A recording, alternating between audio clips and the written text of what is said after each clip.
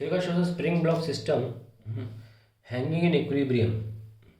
The block of system is pulled down by a distance x and imparted a velocity v in downward direction as shown in figure.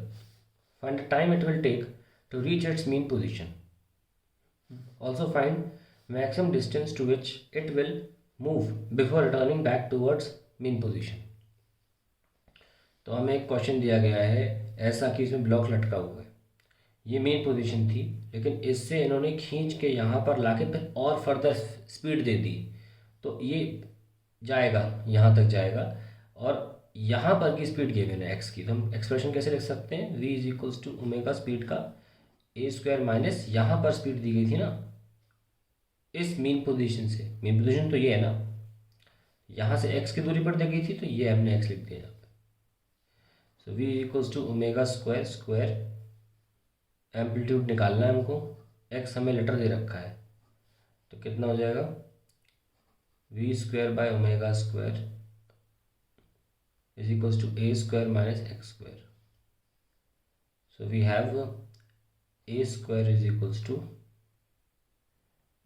v square by omega square plus x square and the amplitude is this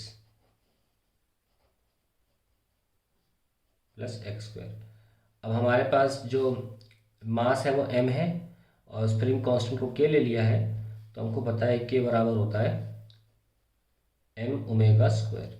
so omega square की जगह we can write k upon m, तो यहाँ पे क्या लिख देंगे हम a को लिख देंगे v square by omega square plus x square, और मैं ओमेगा स्क्वायर को रिप्लेस कर रहा हूँ k और ऊपर आ जाएगा m। सो ये आपका एम्पलीट्यूड हो गया नया। क्या पूछा था, find the time, find the maximum distance to it move. अच्छा ये पूछा ही नहीं है एम्पलीट्यूड, अभी पूछा है find time it will take to reach its mean position. तो देखिए हम इसको सर्कल से करेंगे तो इजी रहेगा, सर्कल से हमने कई क्वेश्चन कर लिए। अभी ये पार्टिकल है कहाँ, ये अपनी मीन पोजीशन पे था, आप इसे मीन पोजीशन से दूर लेके और फर्दर दूर ले जा रहे हो, यानी कि कुल मिला के मीन पोजीशन से दूर ही जा रहा था ये, ठीक है। बट सवाल की जो स्टार्टिंग है वो कहाँ से हुई, स्पीड दी है उसको एक्स की दूरी से, तो ये एक्स हो गया, यहाँ से इसको और मेन पोजीशन की दूर की तरफ धक्का दिया v स्पीड से, तो ये एरो जो है ये मेन पोजीशन इसको मानते हैं, तो पार्टिकल ऊपर जाएगा तो एरो फर्दर ऐसे घूमेगा।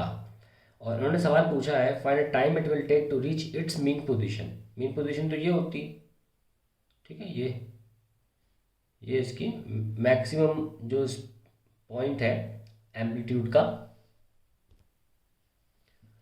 तो मीन पोजीशन पे पहुंचना है इसको यहाँ पर, ये पहली मीन पोजीशन थी, पहले रेस्ट पर था, आप थोड़ा एक्स लेके नीचे का फिर धक्का दे दिया पीछे की तरफ, तो इनने भी यहाँ पे दिक्कत दिखा रहा हूँ, ये एरो यहाँ पहुँच गया और फिर उसके बाद इसको पुश किया भी वेलोसिटी से, जैसे कि पार्टिकल जो है वो एरो के टिप को फॉलो कर रहा है, तो मीन पोजीशन तो ये होती है, यानी कि जब एरो घूम के यहाँ आ जाएगा तब वो टाइम हम मानेंगे।